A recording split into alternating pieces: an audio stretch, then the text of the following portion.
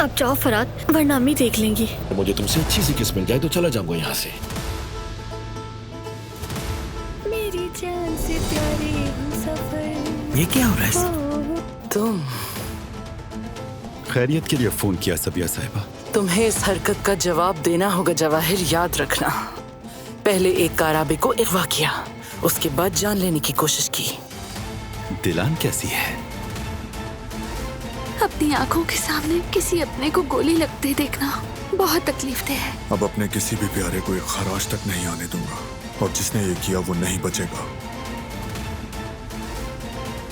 ओह, कैसी हो तुम?